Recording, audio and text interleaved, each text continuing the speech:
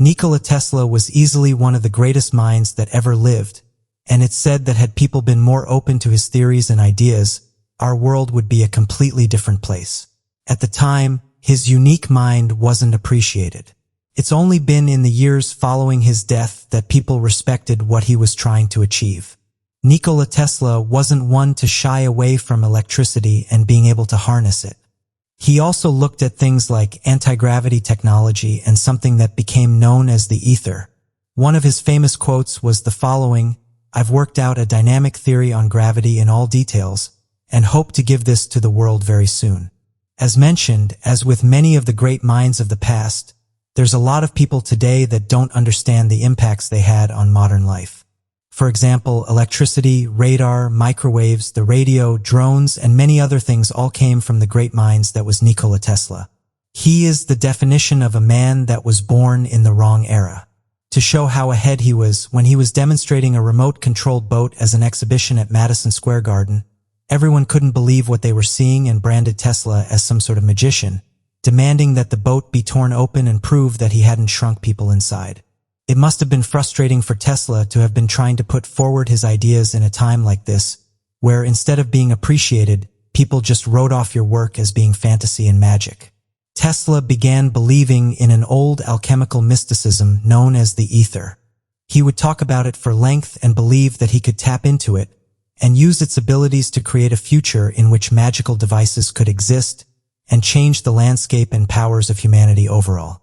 This led to a popular quote that many people reference today, in which Nikola Tesla states the following, which in fact is all things being particles of a real and rhythmic whole: "We shall be able to communicate with each other instantly, irrespective of distance. Not only this, but we shall see and hear one another as perfectly as though we're face to face, despite intervening distances of thousands of miles, and the instruments through which we shall be able to do this will fit inside of Vespicans." Nikola Tesla is also known for a sad letter he sent to his mother. In the letter he says the following, "My dear mother, I feel sad and dreary when I think of you. I don't know how, but I feel that you are not well. I wish I could be beside you now, mother, to bring you a glass of water. All these years that I've spent in the service of mankind brought me nothing but insults and humiliation. This morning I woke up early just before dawn, because I'd heard something that I'd been hearing through my dreams for quite some time now. I heard this voice that sang some beautiful chant, lament, or even prayer in Moorish. When I came to my senses, I realized that this voice came from everywhere, and it was impossible to determine whether it was coming from within. I'm afraid of losing my mind.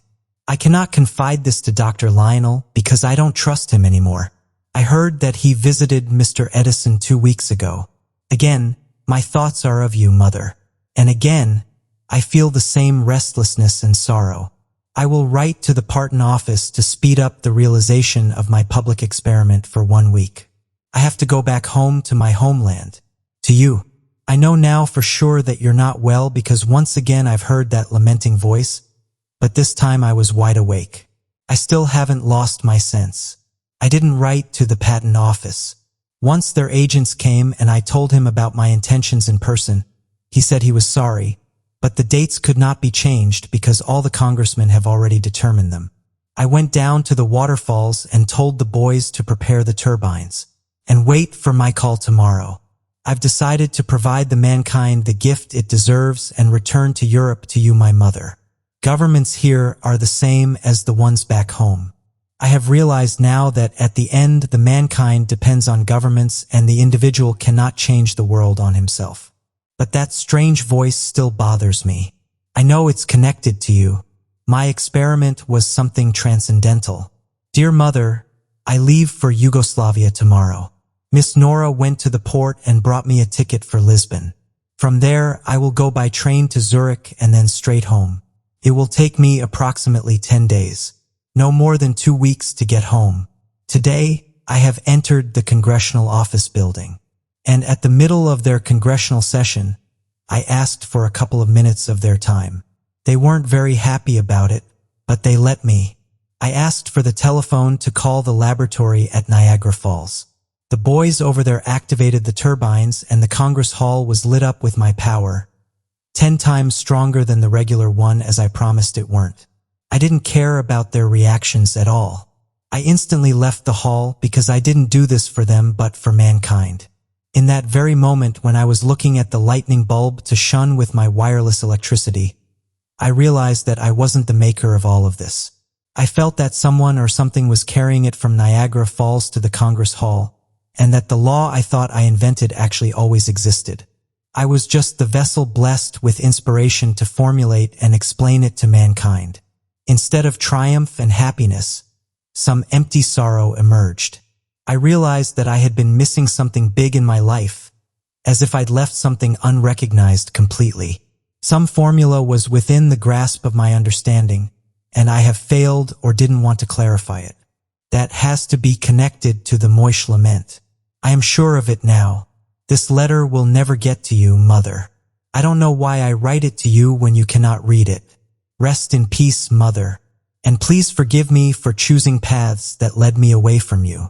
I cannot even be there for your funeral. I read the telegram that informed me of your death, and despised people who weren't ready to understand 2 years ago that electricity can't be transformed without wires. Now they've seen it, but they won't use it for centuries to come, because someone burned down my downtown laboratory to the ground with all my formulas and writings in it. They suspect of Mr. Edison. I became so indifferent I cannot even recognize myself.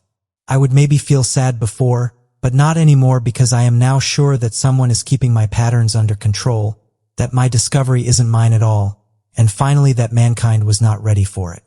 I know that someone is overseeing everything and has a plan of their own, which is probably why I am so indifferent. I will lay this letter on your grave when I arrive at our village's graveyard. I believe in something that I never believed at. I believe that I'm still a part of you, and that my life is not over for good. I now feel sorry for avoiding Turks, because they sang laments I heard before dawns. I now realize that they knew more about this thing, a lot more than I did. All those years spent in science were in vain. Please, Mother, forgive me. Forgive me for taking these paths. This is the last letter that Nikola Tesla sent to his mother, a sad reminder of what he was facing during this time. Tesla also said the following during an interview: I wanted to illuminate the whole earth. There is enough electricity to become a second sun. Light would appear around the equator as a ring around Saturn. Mankind is not ready for the great and good. In Colorado Springs, I soaked the earth by electricity. Also, we can water the other energies, such as positive and mental energy. They are the music of great composers, or the verses of great poets. In the earth's interior, there are energy of joy, peace, and love.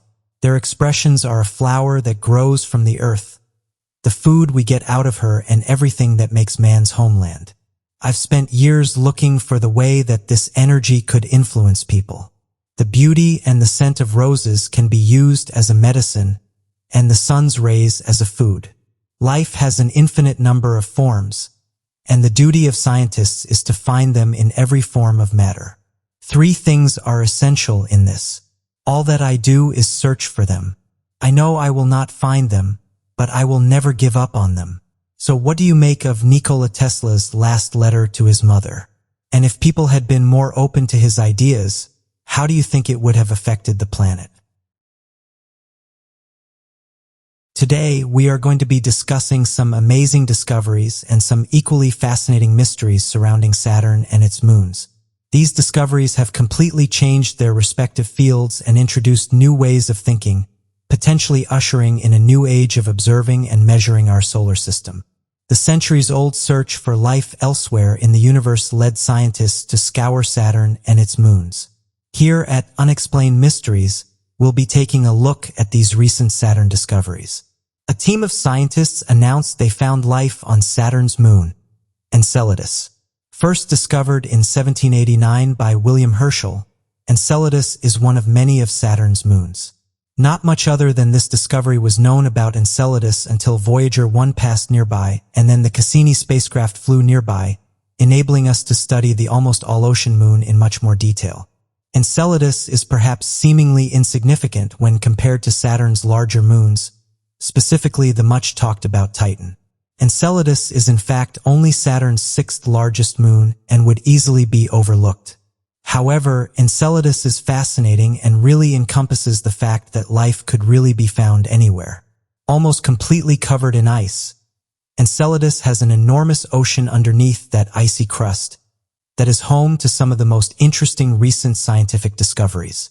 In late 2019, a team of scientists announced that they had found what to describe as an organic molecule thought to be essential for the development and presence of life. This discovery was made on Saturn's moon Enceladus. Head scientist Dr. Nozera and his team were analyzing data collected from the core of Enceladus by NASA's Cassini spacecraft, when they found a tiny organic compound that would be found deep in Enceladus ocean. The compound is found in amino acids that are also found on Earth.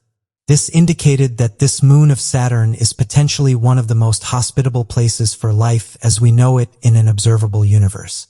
As mentioned before, Enceladus is, for the majority, covered in ice with an ocean that lurks beneath. Sharing certain similarities with Earth's poles, Enceladus' ice sheet releases vapor and ice grains through any slight crack in the icy surface due to hydrothermal activity. The ice grains that are released have been key during this discovery, as that's where the molecule discovered was found. The molecule that's made up of nitrogen and oxygen released through the cracks of Enceladus in essentially the same way.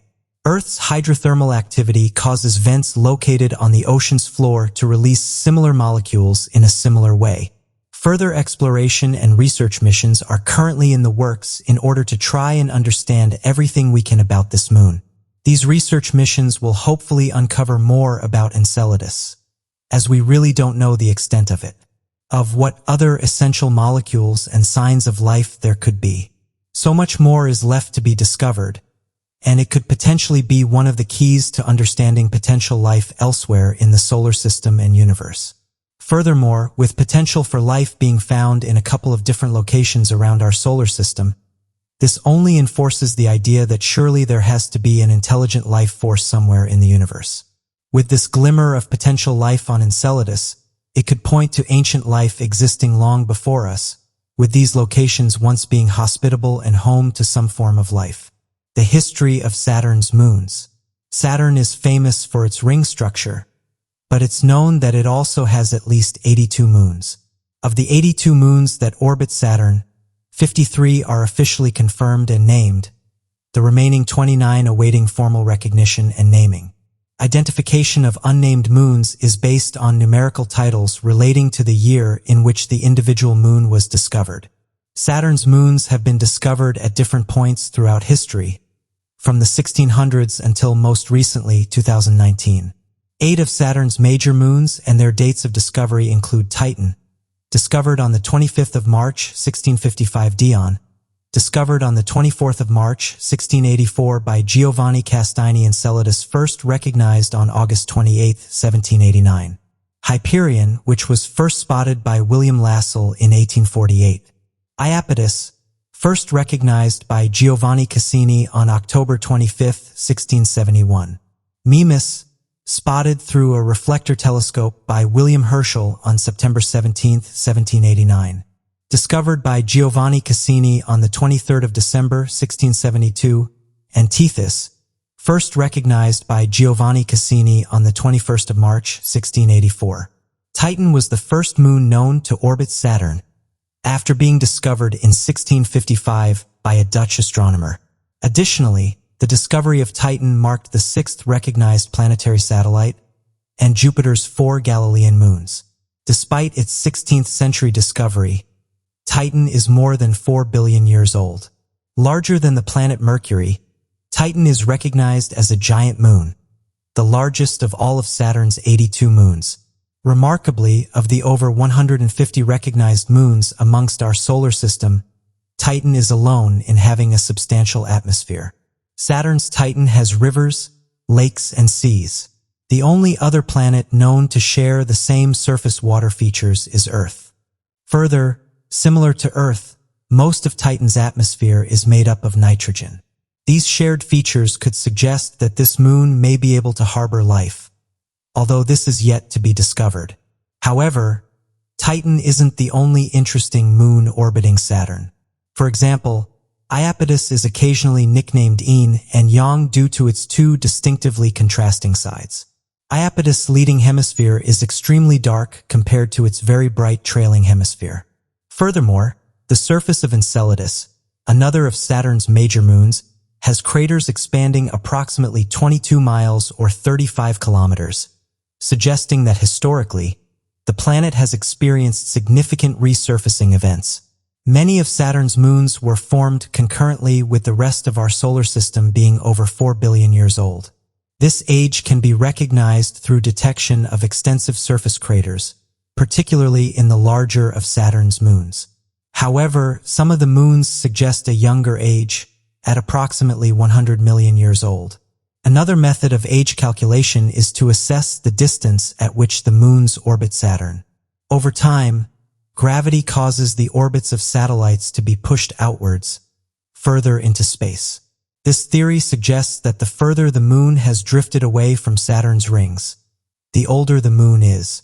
However, this slightly conflicts the suggestion of age through surface craters. Overall, the history of Saturn's system remains to pose questions. Why are the inner moons drifting away from Saturn so quickly? Across our solar system and even beyond, moons are slowly but surely moving away from the planet they orbit. This happens as a moon is orbiting the planet. The moon's own gravity causes a temporary protrusion in the planet it's orbiting. As this continues to happen over a prolonged period of time, the energy created from this causes the moons to be slightly pushed further and further away. Whilst we're going to be talking about Saturn and its moons, this is happening much closer to home with our own moon. As our moon orbits the Earth, its gravity pulls, and as a result, our moon is being pushed away at a rate of around 1.5 inches per year. For the longest time, scientists believed they knew the rate at which Titan was being pushed away from Saturn itself. After using new data obtained by the Cassini spacecraft, it's now thought the Titan is moving away from Saturn at an astonishing 100 times quicker than based on previous research. This new rate is at around 4 inches away from Saturn a year. This process, dubbed moon migration, applies to many planets and moons across the solar system and observable universe. Is very important for determining the speed of moon migration everywhere. It was previously thought that the moon system such as that of Saturn's, the moons in the outer orbit, the furthest away from Saturn, would be pushed away during the process of moon migration slower than planets closer because they're further away from Saturn's gravity. This new data confirmed a theory put forward a few years ago, suggesting that moons can move at different speeds given different conditions, and could be moving away faster despite being further away from the planet. Whilst this discovery might seem slightly insignificant in the grand scheme of things, it actually may help to give us further insight into how the early universe looked and acted billions of years ago. Saturn was formed around 4.5 billion years ago, when our solar system was in its infancy. However, not much is known about the origin dates of Saturn's rings and its large number of moons. The largest moon of Saturn, Titan, is estimated to be around 759,000 miles away from Saturn itself. At the rate Titan is now believed to be moving away from Saturn, it's been theorized that the second largest natural satellite in our solar system may have originally been much closer to Saturn.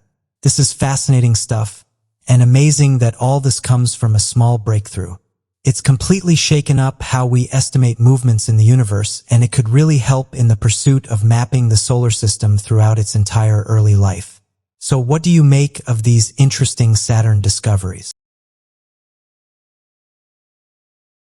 Mysterious locations dot the globe, and while some paranormal experiences may be accounted for with science, others remain a mystery.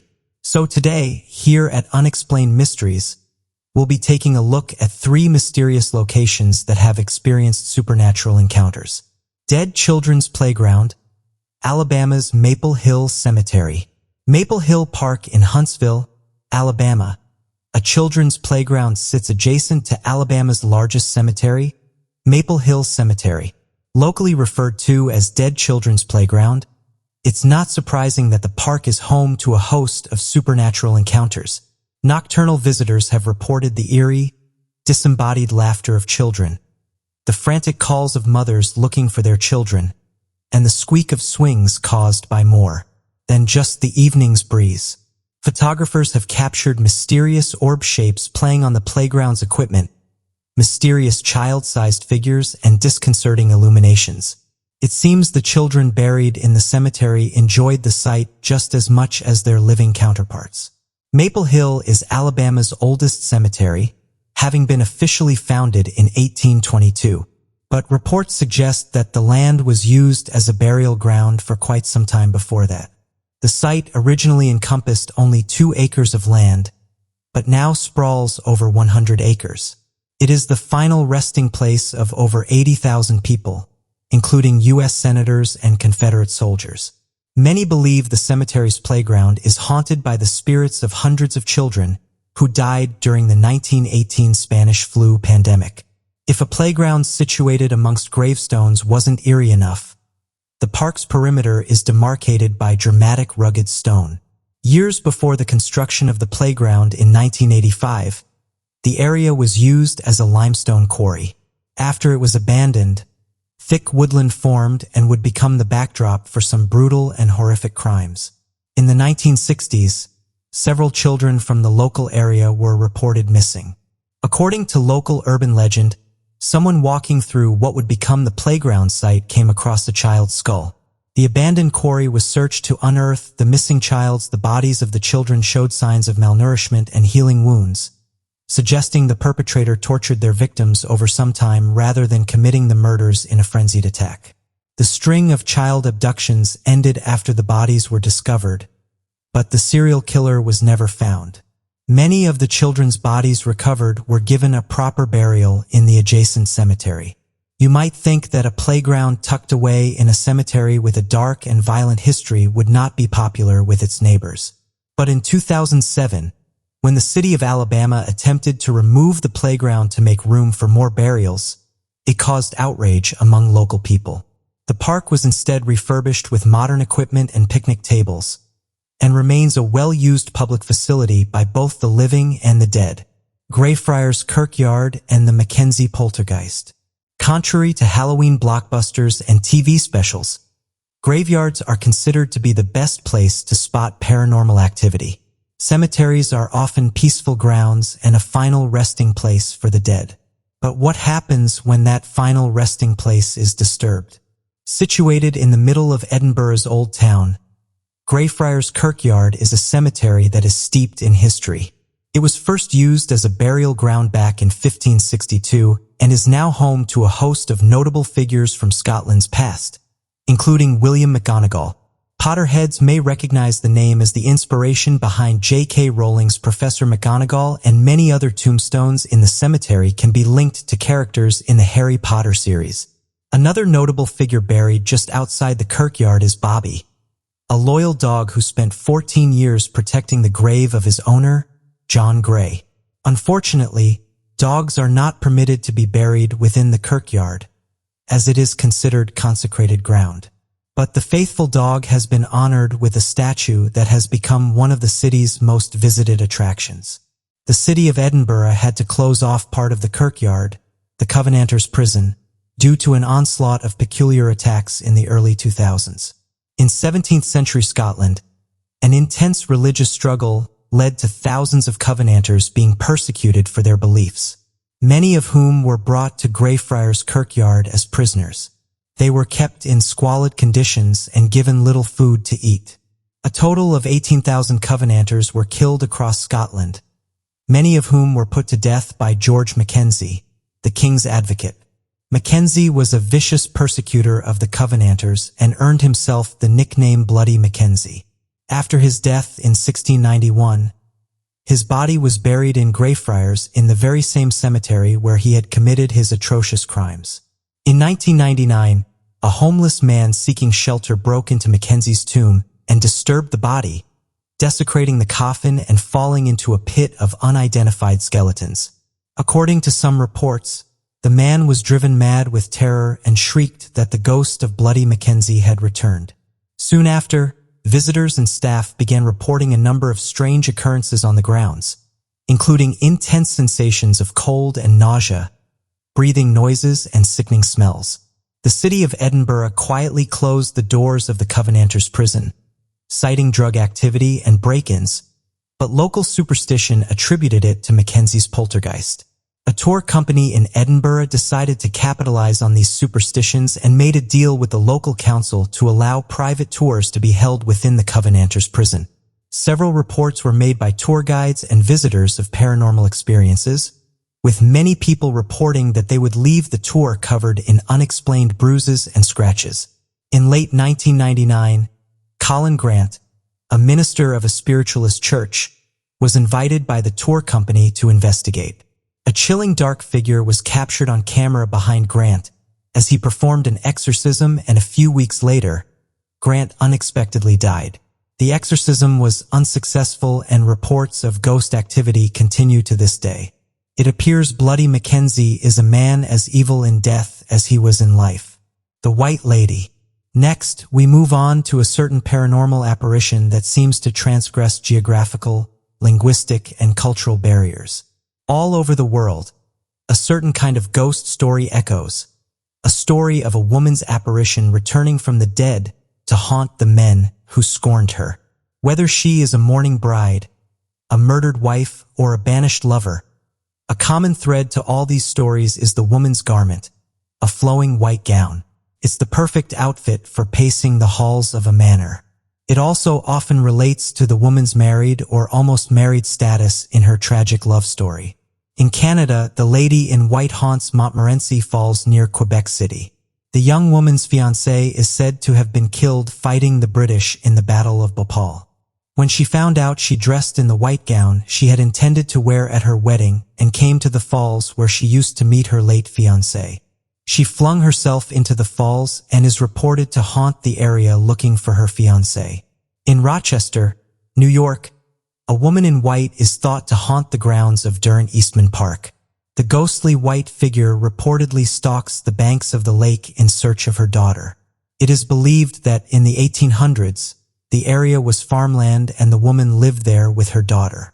One evening, her daughter never returned home from a date with a local boy. Mother committed suicide by drowning herself in the lake. Sightings can be traced back hundreds of years, but in March 2017, a storm ripped through the park so ferociously lightning struck a tree and an eerie human figure appeared in its bark, with many believing it is the ghostly woman emerging from the tree. In Brazil, the local legend of the ghostly woman in white is one of the most widespread ghost stories in the country. One origin for this apparition can be traced back to the story of a forced to marry a wealthy plantation owner in the 1800s. The plantation owner was known to be excessively cruel to the slaves working on the plantation. The young woman was as beautiful as she was kind and struck up a friendship with one of the slaves. Enraged by jealousy, the plantation owner sadistically murders and cooks the slave and offers the dish to his wife. She refuses. The plantation owner chains her to a chair and refuses to give her any other food until she eats the human flesh. She starves to death and her husband ships her body back to her family's home in São Paulo, dressed in her wedding dress. Legend has it that now every few months a man will go missing from the streets of São Paulo after meeting an ethereal, beautiful woman in a white gown. The story changes from country to country, but across the world, every town seems to have their own lady in white. But what do you make of these supernatural encounters? Sometimes the truth can be stranger than fiction. Many of Hollywood's most compelling characters have, in fact, been based on real-life events or people. So today, here at Unexplained Mysteries, we'll be taking a look at 3 fictional characters that were inspired by real figures. Conrad Veidt inspired the Joker. The infamous Joker was partly inspired by the German silent movie star, Conrad Veidt. Veidt was born in a middle-class district in Berlin of 1893. When interrogated by the Nazis in the 1930s, Veidt stated that his ethnicity was Jewish. Despite not being from a Jewish background himself, Veidt's wife was Jewish, and he couldn't bear the idea of them being separated by the German government's increasingly anti-Semitic policies. There were even rumors that Goebbels was planning on having Veidt killed. After being blacklisted by the Nazi government, the couple fled to the UK in 1933, where they begun a new life, and Veidt went on to star in many films. An anti-Nazi, Veidt donated a huge sum of money to help the British war effort. After the advent of talking pictures, it became clear to Veidt that he would be typecast in many films as a Nazi due to his heavy German accent. However, he ensured that it was contractually agreed that he would only play Nazis depicted in an unsympathetic light.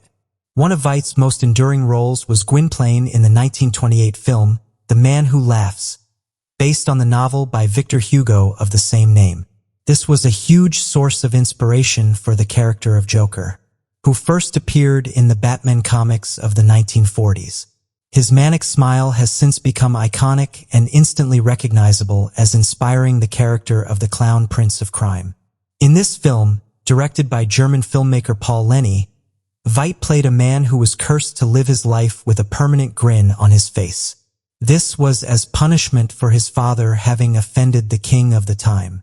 He becomes the star of a freak show, and eventually falls in love with a woman who accepts him despite his disfigurement.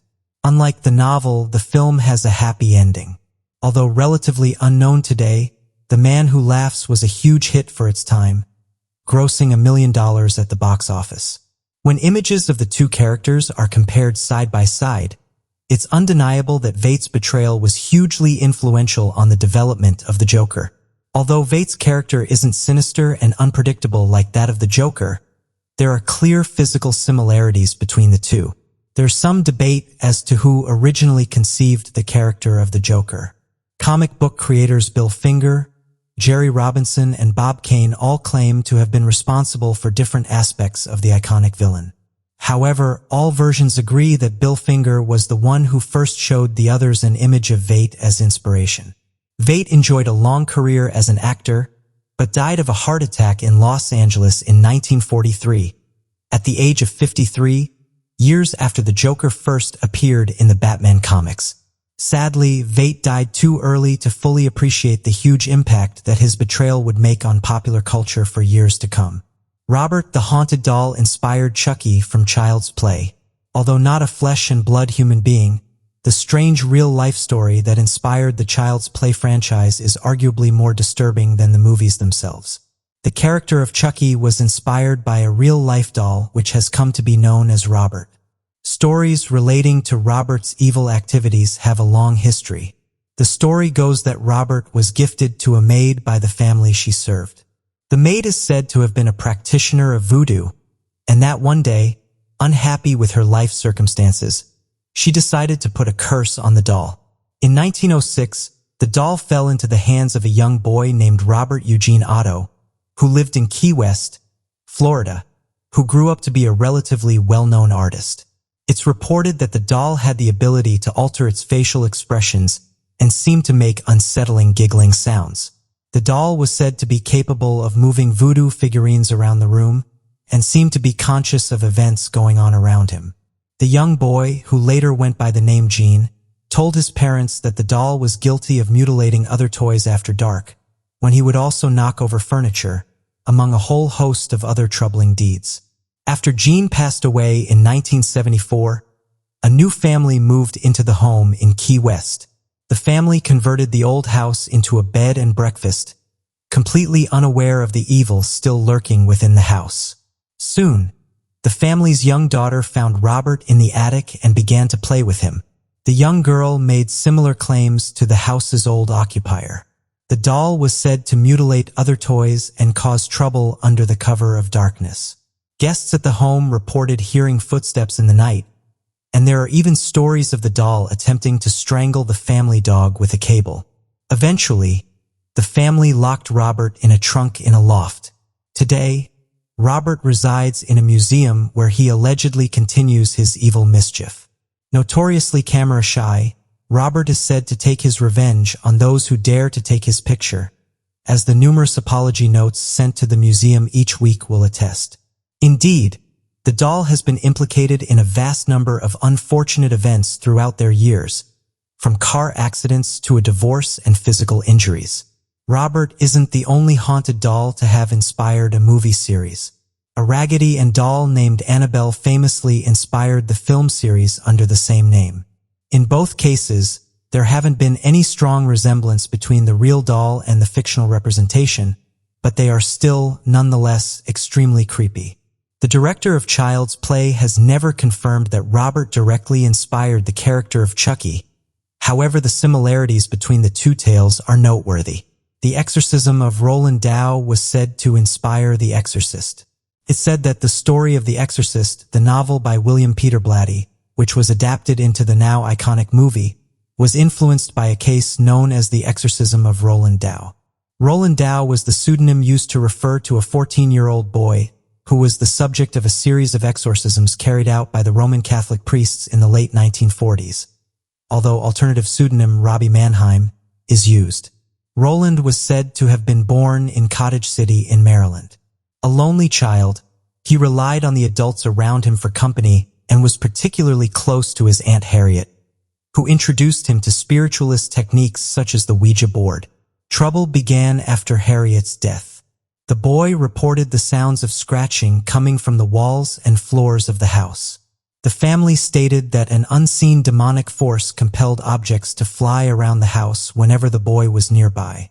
After the intervention of doctors and psychiatrists failed to help, Roland was taken to have some more spiritual methods used, and he was observed. The demonic activity intensified. On one occasion, Roland broke a spring from a mattress, with which he violently slashed a priest's arm. When we look at the events that followed, it's clear to see where the inspiration for the novel and film was taken from. After the incident at the institution, 2 more priests visited Roland at a family member's home, where they observed many more diabolical activities. It's reported that the bed began to shake violently and the objects levitated around the room. Roland addressed the priest in a guttural demonic voice and displayed an obvious aversion to sacred items and religious incantations. Although he seemed fairly normal during the day, the bizarre activity seemed to intensify as night fell. After many failed exorcisms, the priests believed they finally convinced the devil to leave Roland's body on April 18, 1949. Roland recalled how, in a trance, he saw Satan vanquished by Saint Michael in an epic battle between good and evil. After coming around from his trance, the boy stated he is gone. By all accounts, Roland went on to live an ordinary life after these events occurred. There are some rumors that he called his son Michael after the saint he believed had saved him. Although the subject of The Exorcist is a young girl, not a boy, it's obvious to see how this strange tale has inspired one of the most iconic horror movies of all times. Some of the gorier and more X-rated details depicted in the film never actually happened in the real case. However, it's evident that the film and novel borrow heavily from the true events that have been well documented. So what do you make of these real figures from this video? It's true that we know more about what's going on the surface of the moon than what's happening within our very own oceans. Seen as one of the most unexplored areas of the planet, our oceans are teeming with incredible mysteries and strange occurrences that have left experts all around the world baffled and amazed since their discoveries. One of the great things about Google Earth is that it allows us to view various locations across the planet from the comfort of our home. Recently, an individual discovered something mysterious in the South Atlantic. The person who made the discovery described it as a grid-like formation. Not much information can be found out about this structure, but in recent years many of these have been found. It's been put forward that there's various anomalies that can be found under the oceans, saying that whatever this structure is, it has various right angles. One person suggested that it could have been part of an ancient civilization. Various historians have admitted that many civilizations have been lost to the depths, but thanks to modern technology we are able to get a detailed look at them. Skeptics, however, went down a different route, suggesting that the structure could have been created by fishing grounds or ships in the area. However, amateur researchers have said that it looks like an underwater structure. This isn't the only underwater structure that researchers have found. Referred to as the British Atlantis, archaeologists have begun uncovering an area of submerged land that is referred to as the Lost World of Doggerland, and it's located off the coast of Europe, roughly 12,000 years old. The North Sea was at a depth much lower than it is today. It was due to this much lower natural depth that back in 10,000 BC, the location was used as a primitive civilization site for a collection of Stone Age people. Researchers have been aware of this site for quite a while now, with many having theorized decades in the past that since the site was flooded after the end of the Ice Age, roughly 7,500 years ago, it would have held a number of Stone Age ruins all throughout the area. Unfortunately, efforts to better understand the site weren't made until technology could catch up with the expedition. One technology finally caught up with researchers' expectations, and a startling discovery was soon made. Deep in the North Sea, the site of Dogland was mapped in three-dimensional space, using radar imaging and helped to uncover massive underwater megalithic structures similar in design to Stonehenge, proving to be the first ever attempt at major reconstruction in a marine environment. The 3D imaging has helped to elevate the researchers in the area, and has been seen as a significant insight into the Mesolithic in Northwest Europe. As research continues in the area, only more information will be revealed to archaeologists, supporting possible theories of massive ancient civilizations predating the world's oldest human civilizations. What you make of these strange grid-like patterns? The Dyatlov Pass incident is one of the most talked about mysteries. It's been covered various times, and according to some researchers, it's been explained. However, those that have looked into the case have found that some things don't seem to add up. It's also been pointed out that Russian investigators are reopening the case. So why are they doing this if it's allegedly been solved? Back in 1959, while the Soviet Union was still hidden behind the Iron Curtain that blocked all information from effectively getting out into the media, or even the rest of the world, a strange incident had occurred that still inspires fear and curiosity in the modern day. Known as the Dyatlov Pass incident, Nansky hikers went up into the northern Ural Mountains between the 1st and 2nd of February, in the hopes of conquering that area that was feared by the locals due to superstitions and strange rumors. These hikers hoped that in exploring the region it would put to rest any worries the locals had, and hoped that by doing this it would pave the way for new hikers to visit the area and enjoy the scenic beauty of the region. Unfortunately, this decision would lead to the death of the 9 highly trained and experienced hikers, and would solidify the superstitiousness of the area. On 26th of February, a rescue team had discovered the group's abandoned and badly damaged tent had been established on the slopes. The sight seemed perplexing as it became apparent the tent had been cut open from the inside, as if the group had begun panicking and cut through the tent in an effort to get away from something that was attacking them. The bodies of each of the individuals of the group were found in a nearby ravine after following their tracks in the snow, which only led to more mysteries as the majority of the bodies recovered were dressed in only their underwear, as if they ran out into the darkness of the snow without getting first dressed, and then presumably froze to death. As the investigation continued and the bodies of the deceased were put under examination, the theory of hypothermia soon came into question. Medical examiners discovered that each person suffered from internal injuries commonly seen in a car crash, or after a massive amount of pressure and force comes into striking contact with a person. This led many to believe that perhaps the individuals were attacked by a non-human entity, capable of causing such terrible force and leading to their deaths. Unfortunately, this theory and others like it can never be confirmed nor denied. Fast forward to the present day and researchers now want to reopen the case. One thing to note is that it's being moved to the regional branch of the investigative committee. The reason this is happening is because the state prosecutor has asked for documents on the case and wants to take a closer look at what happened. It was announced that the investigators would soon make their way to the site and conduct over 9 separate examinations. Although people got excited by this news, hoping that more light would be shed on the case, the official representative of Russia's prosecutor general said they will only investigate 3 theories, saying the following: all of them are somehow connected with natural phenomena. It was either an avalanche, a snow stab, or a hurricane. As some have pointed out though, if foul play was involved with something of a mysterious nature, it's not like officials are going to openly admit it, as all this would do is look bad on them. This has caused amateur researchers to conduct their own investigations into their case. Officials have said the most obvious explanation for what happened was that of an avalanche.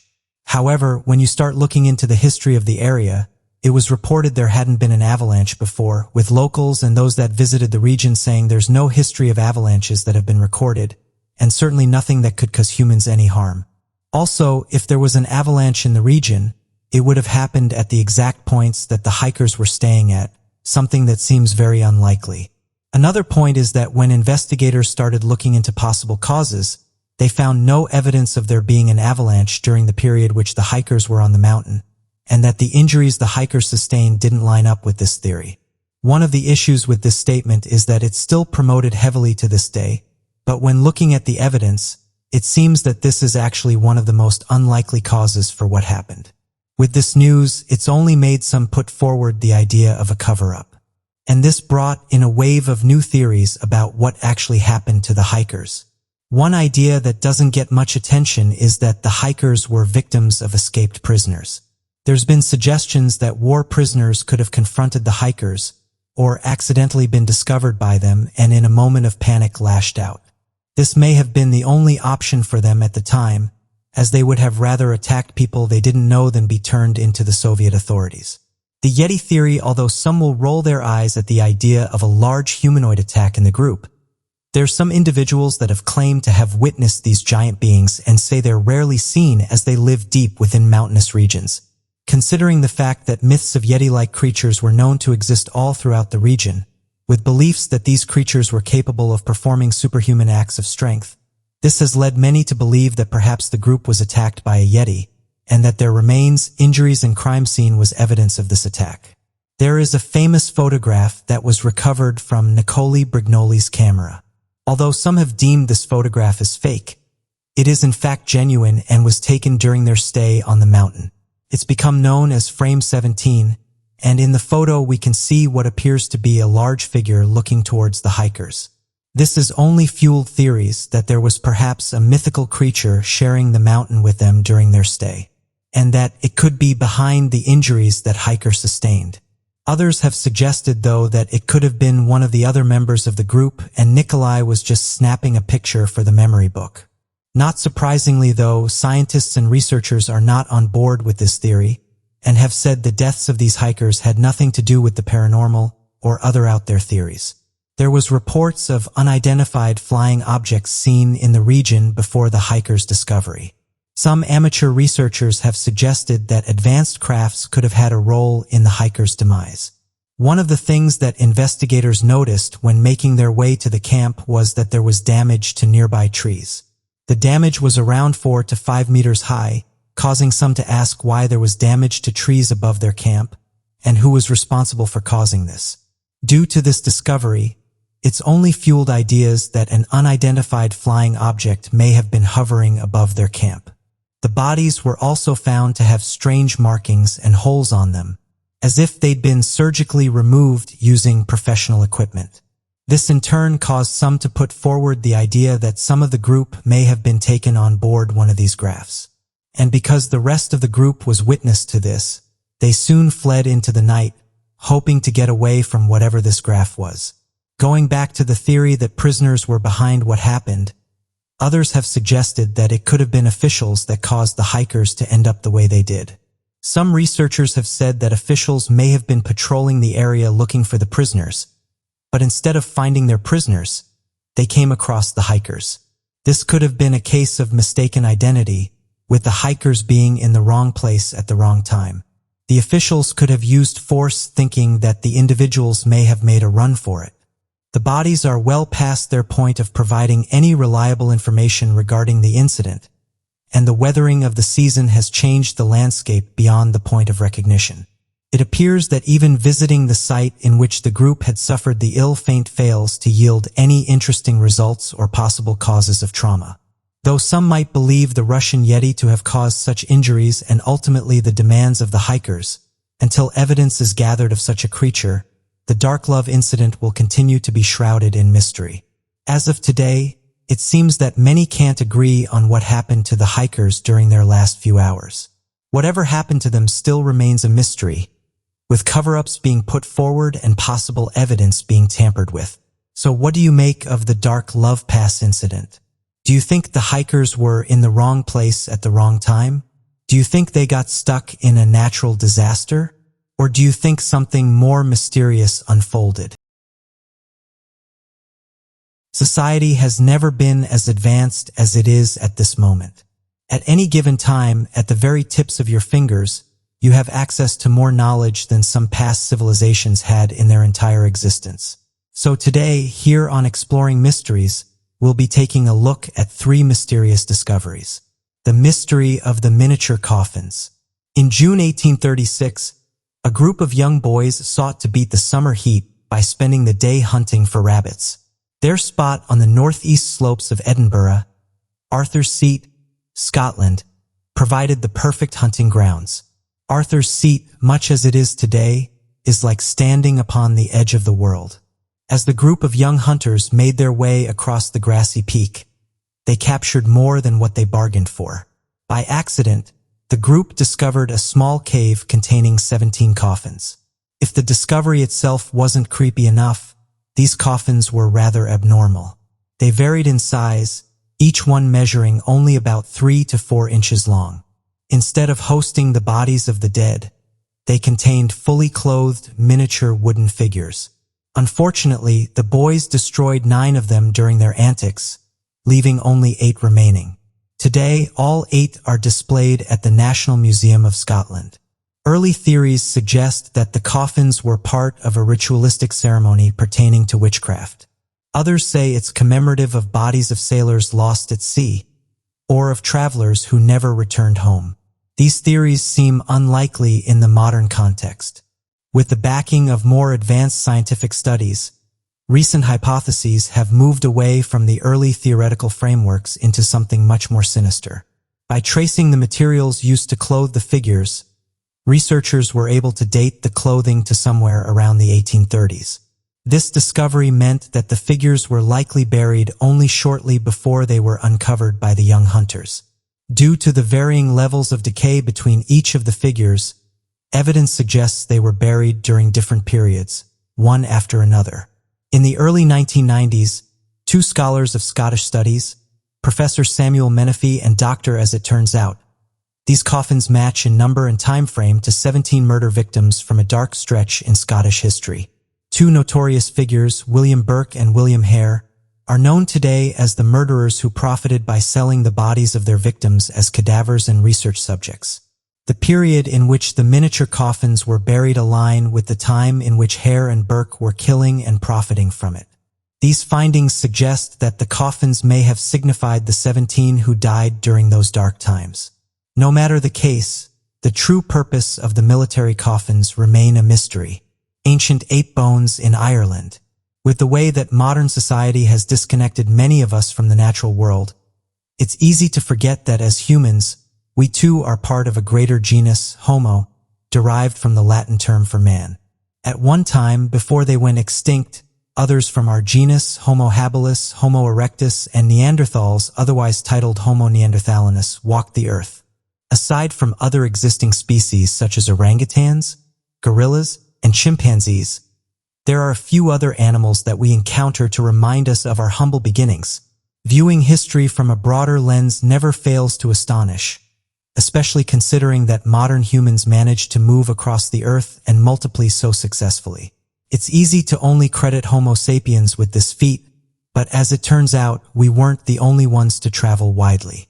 Dating back to the Neolithic period, the Navan Fort in Northern Ireland still stands as a renowned ancient Irish historical site.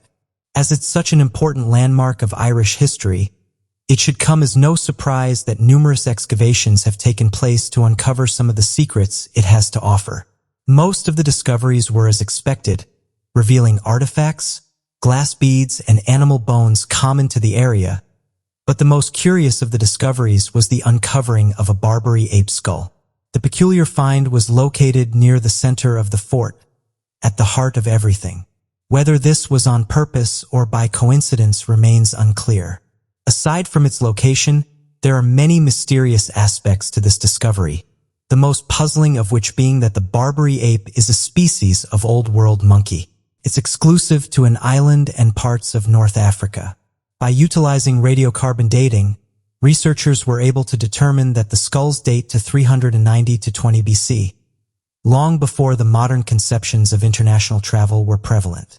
Though the distance traveled is astonishing considering the time it occurred in, it's thought to be unlikely that the Barbary ape traveled to the Navan fort alone.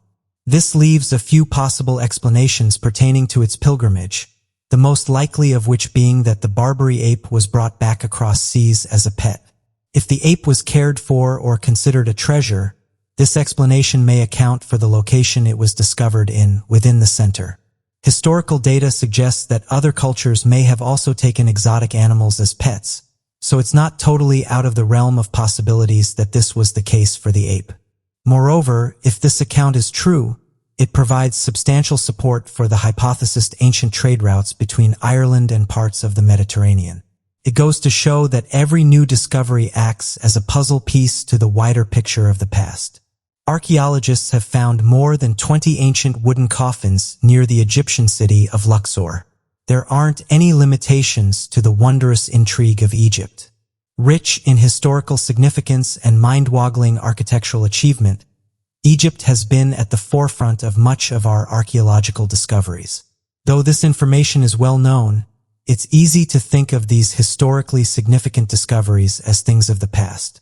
The pyramids have been found, tombs have been discovered, and mummies had been documented. Recently, this perception of saturated findings was broken when archaeologists discovered what had been described by the Egyptian government as one of the largest and most important finds within the past few years. In October of 2019, near the west bank of the Nile, 30 well-preserved Egyptian caskets were discovered. The coffins were piled into 2 layers, 18 wooden coffins on top, 12 of them along the bottom, every single one left virtually untouched by time.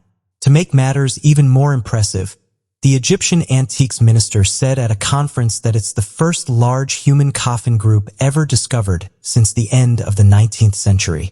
The coffins date back nearly 3,000 years, making it rather exciting to find them still sealed and in pristine condition that they're in.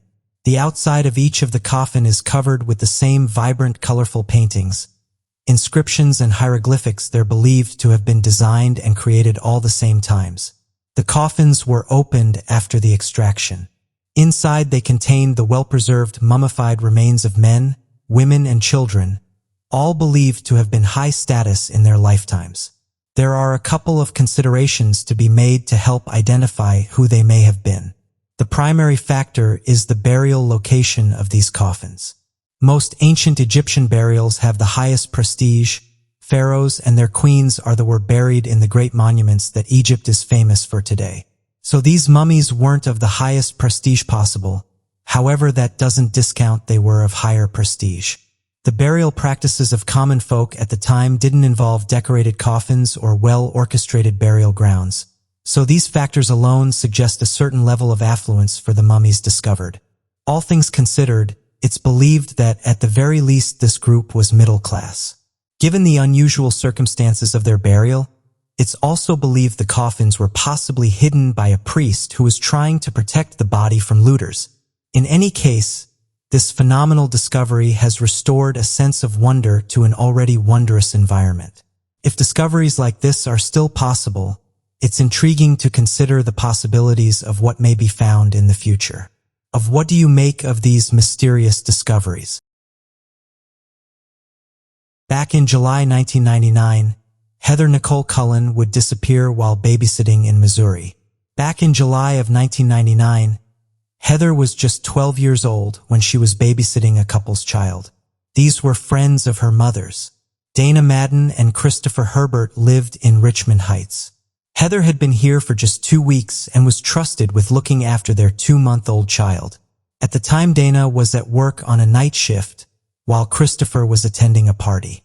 Something to note, though, is that investigators haven't confirmed that he was at a party during this time. At 4 a.m., Christopher returned back to their apartment, but soon realized that something was wrong. He discovered that his child was all alone crying.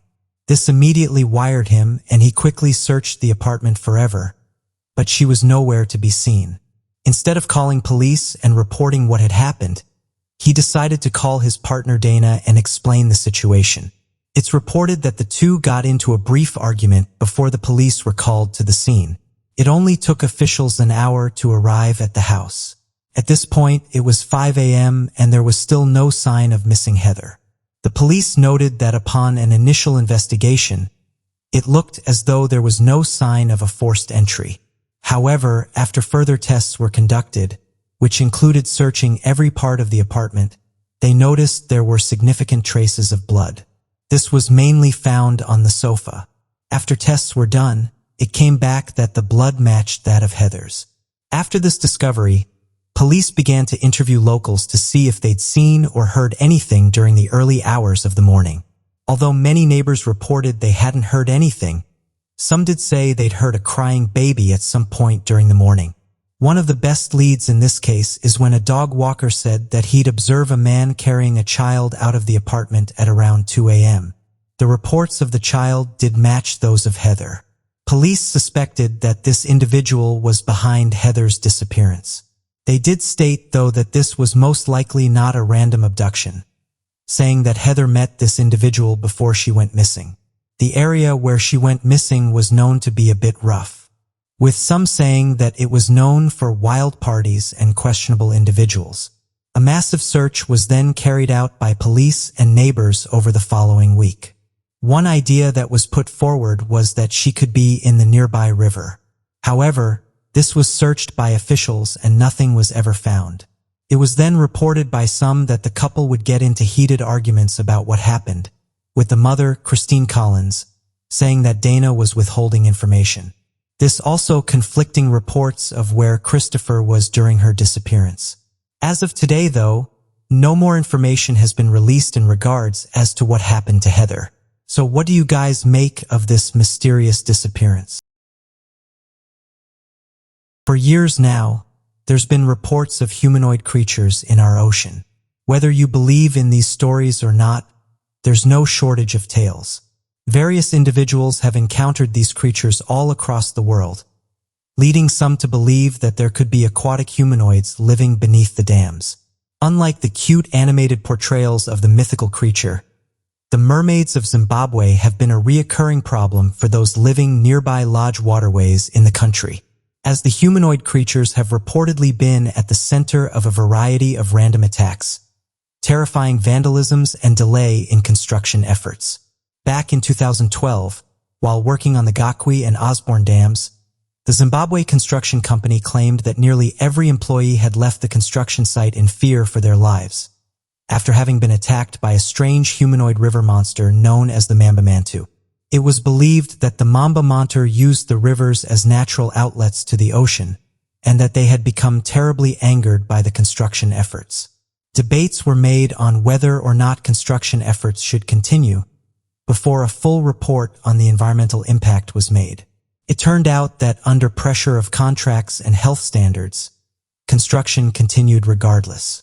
This forced the local council to hire entirely new workers from out of the country to work on the dam, as the locals refused to continue working on the construction of the projects due to their superstitions. Oddly enough, after several weeks, even the foreign workers resigned after claiming to have been attacked by humanoid sea creatures and regarded the entire river as being cursed. In an effort to appease these strange creatures, the council was forced to perform cleansing rituals and make offerings to the creatures before construction began again with no further issues. Although most do not make the connection, Zambia, the closest country to Zimbabwe, built the Karbia Dam in the same waterways within their borders. The project was determined to be a necessity in the region, as the water from the river would not only be able to power all of the electrical requirements for that region, but it would also prove to be a major work program that would allow a number of locals to generate income, or working on the project to be used to help spur the local economy of the region. Unfortunately, many of the religious figures, already suffering under the oppressive hand of the government, felt that the construction of the dam was a violation of the principles of their god, known as Nyanyami. Nyanyami was more specifically the god of the river Zambezi, and was believed to reside within the river. The religious figures argued that if the dam was built, the Nyanyami would curse them for messing with the natural ecosystem and bring on a terrible tragedy, urging the locals to defy the government and refuse construction. Despite this sentiment from the religious leaders, many locals would still go on to work on the construction of the dam, assisting the government's tactic to force the native people to move from their homes and live elsewhere, almost as if directly predicted by the religious leaders. Shortly after, the people were moved at devastating flood toll through the region, and due to the half-construction of the dam blocking the only direction for water to flow, it led to the entire dam becoming destroyed, killing every single worker that was working on the construction of the project. Oddly enough, however, not a single body had been recovered. Given the fact that the majority of those who died were locals, this led to many of the relatives begging the religious leaders to help lift the curse and allow the dam to be constructed without any further problems. The religious leaders then gave instructions to the people that the only way for the curse to be lifted is that they must sacrifice a calf and offer it to the river. For some inexplicable reason, after the ceremony was completed, the bodies of the workers appeared where the calf was placed in the river, allowing the souls to be finally put to rest. It doesn't end here, though. Various locals would come forward and tell stories about how they encountered the humanoids living in the waters. These humanoid creatures were believed to be hostile towards humans, causing the locals to fear going near the water's edge. One local told the story of how his brother went on the river to catch some fish. He would normally spend between 5 and 8 hours on the river. When he didn't return, his brother became worried. He was noted as being a great swimmer and someone that knew the river well, so for him not to return this was out of the ordinary. The brother then made his way down to the river to try and find him, but as he approached the bank he was met with a gruesome scene. In the middle of the lake was a lone bones. The brother recognized this as his brother's bones and immediately began to worry. He managed to make his way over to it in a makeshift boat, and quickly noticed that something had gone badly wrong. There were markings on the boats that looked to match that of a large hand. Shortly after this, he heard commotion in the water, around 25 meters from where he was. It was his brother. However, he wasn't alive.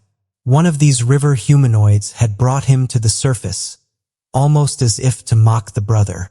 After this, the creature went into the murky water, pulling his brother beneath the dams. He noted that the creature had pale skin, shiny scales on its body, and an ugly humanoid face. Since this day, he hasn't ventured down to the river, fearing if he gets too close, he may end up the same way as his brother did. Some have suggested that what these people are seeing is that of local wildlife. Various individuals have captured large river fish that have been noted as being able to cause a lot of damage to humans, and some of them can reach over 6 feet in length. But cryptid researchers have said there's no animal in this region that matches the description of a human. Researchers have said that our oceans are the single most unexplored regions on the planet. Every year, scientists discover between 600 and 1,500 new species. But as of today, they state that not a single piece of evidence has been found that could prove that underwater humanoids exist. Another interesting sighting is that of the 1890 Newark Bay sighting. Back in 1472, after ceaseless battles spanning over several hundred years against the Norse civilization, the Scottish people went on to claim the lasting ownership of the region of Orkney, a group of 70 stunningly beautiful islands that hold a rich history of human habitation for more than 8,000 years. However, since the dawn of this strange ownership, Scotland has seen its own fair share of odd detailed reports, describing strange aquatic humanoid creatures nearing the shores of Orkney Islands. Although there are too many stories to tell surrounding the mermaids of Orkney over several centuries, the most well-known sighting of the Orkney mermaids is that of the 1890 Newark Bay sighting, and this took place off the shore of the easternmost peninsula of the mainland island known as Deerness, later referred to as the Deerness Mermaid. The aquatic humanoid creature would be at the center of several hundred sightings, made by both visitors and locals to the island. However, unlike common mermaid tales, the Deerness mermaid was described as being a terrified creature to look at. Reports claim that the creature was estimated to be more than 7 feet in length. This was from the top of its head to its tail, and had a long black head with a torso that was pale white in color, similar to that of a body bloated at sea. Its most terrifying features were its elongated arms, with reports claiming to have seen the creature crawling up on the rocks, or moving in long dramatic, waving motions as if begging people to enter the water alongside the creature. Sightings of the Dearest Mermaid would continue for the following years, with claims that the creature would return in the summer months and disappear during the winter months.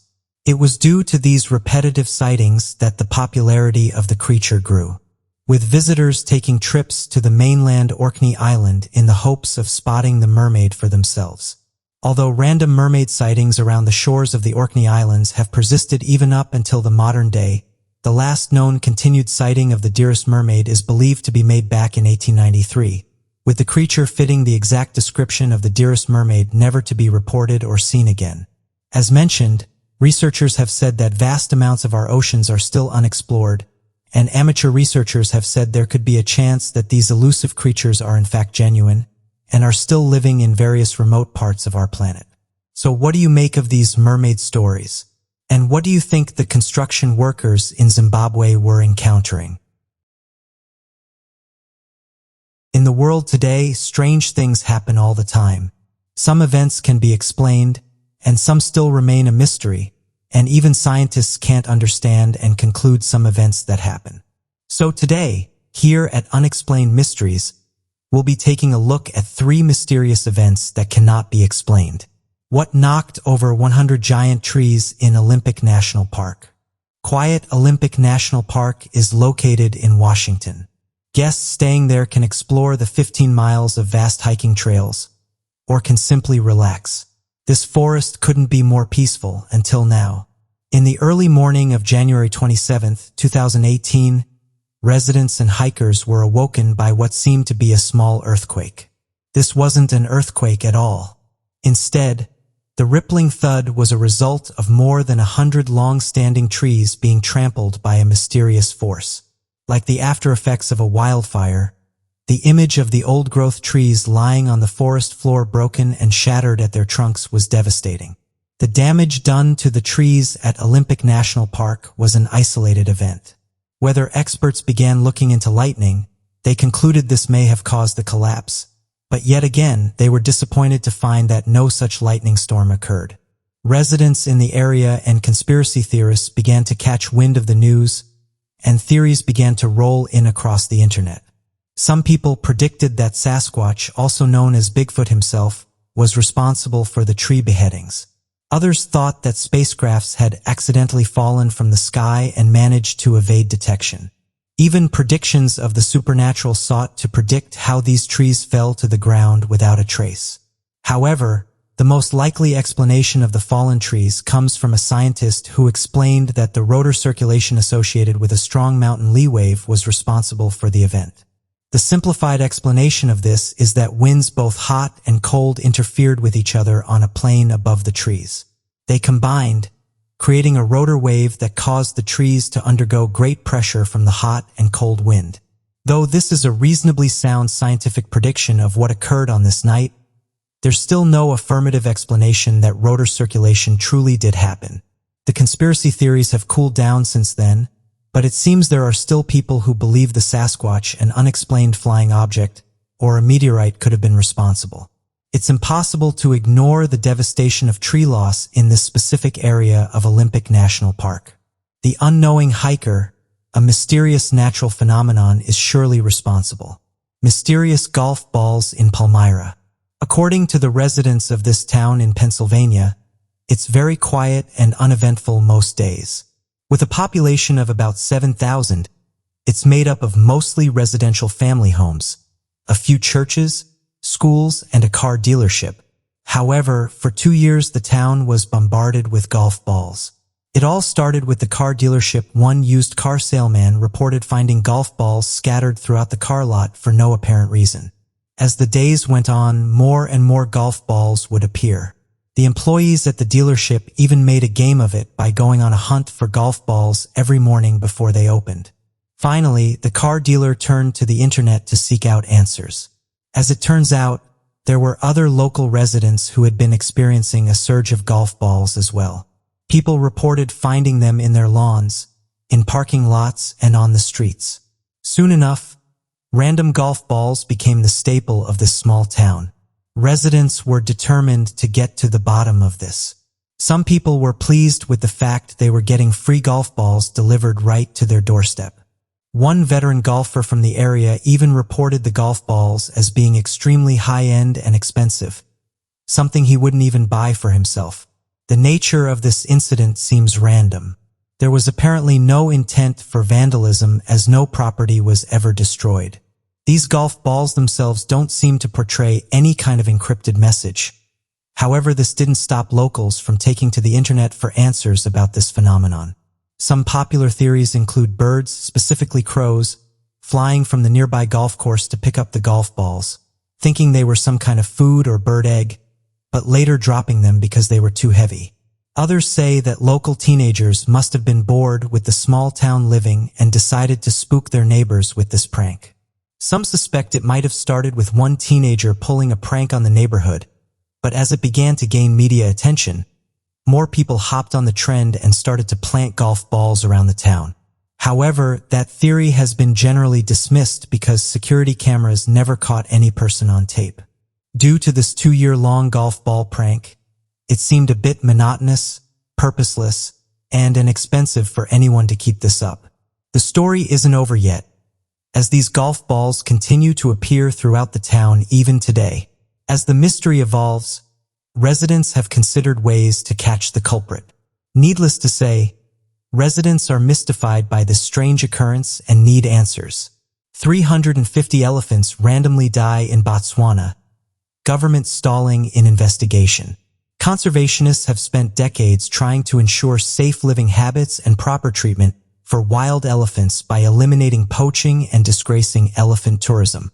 As a reward for their efforts, more elephant sanctuaries that feed and care for the animals have been funded by tourism. This is opposed to exploitative amusement parks that insist visitors ride the elephants and watch them perform tricks. In Botswana, circumstances for the elephants are much different. Over 280 elephants have been confirmed dead from a mutual cause, while the remaining 70 dead elephants haven't been tested. This is the biggest wipeout of an elephant species caused by factors other than drought in the history of wildlife conservation. As 350 elephants have already been killed by a mysterious factor, experts are unable to predict whether more elephants are in danger, nor what the initial cause of death even is. Using surveillance technology that helps conservationists track behaviors of endangered species, experts have been able to see a pattern of strange behaviors in these elephants prior to death. The elephants have been seen reportedly walking in small circles, which is an indicator of neurological disease or damage. This leads experts to believe that elephants have been poisoned or contracted a disease. Experts believe the cause of death is extremely rapid because of the manner in which the elephants are falling to the ground, many lying directly on their face, indicating a loss of balance and inability to reposition themselves. Experts are unable to determine what is killing these elephants so rapidly, because the Botswana government is reluctant to test the elephant samples. Although they have collected samples, they refuse to send them to a lab which could determine the true cause of death. The people of Botswana are forced to live in fear, not knowing whether the same impalement can affect them to such a degree. Because poachers run rampant in southern Africa, officials fear that the dead elephants have become easy targets for the illegal harvest of ivory via their tusks. Wildlife officials have taken matters into their own hands to ensure the dead elephants aren't mistreated by guarding their carcasses. Thus far, the elephants' tusks have not yet been compromised by poachers. Experts have been watching for scavenger animals such as vultures to see if they too get sick after harvesting meat from the elephant, but they've not seen any related vulture deaths. In fact, vultures seem to be avoiding some of the dead elephants, which is unusual for them. There are several predictions as to what could be killing them: anthrax, cyanide poisoning, COVID-19, or natural phenomenon. Anthrax, however, has now been ruled out as a cause. COVID-19 remains a possibility, however could be ruled out as it's not yet been proven to cause the neurological damage from which the elephants seem to be suffering. This leaves natural phenomena. Unfortunately, this explanation is extremely broad and won't be narrowed down until elephant samples are sent to a lab to be tested. Until then, the people of Botswana and conservationists alike will be living in fear of what could happen next. So what do you make of these unexplained events? Back in 2014, various websites posted about an interesting object picked up by the International Space Station cameras. For those that are unaware, the International Space Station has a variety of cameras to monitor spacewalks and other areas that need to be under 24-hour surveillance. This has allowed the agency to play the live footage on internet shows, websites, live television broadcasting, and so on, to help build up an interest in space. Recently, there have been numerous events where footage of strange objects float in the distance that's led many to believe it's extra treasure and origin. After such instances are spotted, the footage will later be removed or edited, the live feed will be cut, so the entire instance will be completely ignored by NASA. One incident happened back in 2014, and amateur researchers have said it's some of the best evidence they have of a UFO in space. The object could be seen on one of the live cams. Many people across the world were watching on this particular occasion. However, something they couldn't explain was the strange object that quickly made itself known. The object appeared to be sleek and orange in color. After only a few seconds, those watching the live feed said it docked onto the International Space Station, and shortly after it did this, the live cams were shut off, with those watching the event saying that all they could now see was a blue or purple screen. Interestingly, many who watched the live cams have said this is a common occurrence to see an unidentified flying object in the background. Others have even said that NASA themselves sometimes zoom in on the objects in order to get a better look. But after determining that it's not part of any spacecraft, they'll quickly shut off the cameras. It's this type of behavior that's caused some to believe that there could be mysterious objects visiting our planet. The objects that could be seen at the International Space Station wasn't there very long before the live cam shut off. Since then, it hasn't been seen since. But this was enough for people, as they were able to take screenshots of the strange-looking object. After this, various people started to put forward their ideas on what they thought the object could be. One individual suggested that what we're looking at was a genuine UFO, and that NASA were not quick enough to shut off the cameras on this occasion, leaving all those who tuned in to see it clearly. Another person said the following about the event: "It's really interesting how incredible discoveries like these are not talked about. You have something that doesn't look like it originates from Earth, and yet no one seems to care. No one seems to question what this object is and why it's there. No one seems to question why the NASA cameras quickly shut off after it's picked up on. It's one of those things that boggles me. Incredible things like clues are being captured and no one seems to care." Others, however, went down a different route and suggested that what people were seeing was not an unidentified flying object, but rather a smudge on one of the live cams, and this is why NASA turned the camera off. They suggest that every day these pieces of space debris can be seen on the cameras, and that they have nothing to do with UFOs. NASA themselves have even backed this theory and said that these objects that are sometimes seen in the distance are not UFOs, and have nothing to do with aircrafts. Others have said there's never been a UFO caught on a NASA camera before, and that what people are seeing is pareidolia. This is when your mind plays tricks on you and tries to make you think that something is there when it's not. Others have said they've captured UFOs on the SOHO cameras, which stands for the Solar Heliospheric Observatory. But NASA soon shut this down by saying the following: "Ever since launch, there's been a number of people who've claimed to have seen flying sources and other objects in SOHO images. Although some of the supposed pictures of UFOs can seem quite intriguing, they've always turned out to have quite an ordinary cause when examined by experienced SOHO scientists. In recent days, we've been receiving so many questions and claims that we'd like to set the record straight. We've never seen anything that even suggests there's UFOs out there. In the past, we've been accused of covering up UFO evidence when we present our explanations, and of refusing to comment or climbing up when we give up on someone who won't accept our explanations. While we don't expect to convince everybody, we hope this page and links can provide some information for the curious, who want to go away and investigate the claims on their own. Most commonly, UFO claims are due to perfectly natural flaws, or artifacts in our publicly available data. Some of the things that people are seeing are planets, cosmic rays, software glitches, and debris. Another NASA official said the following about these claims. The majority of these alleged UFO sightings can be easily explained.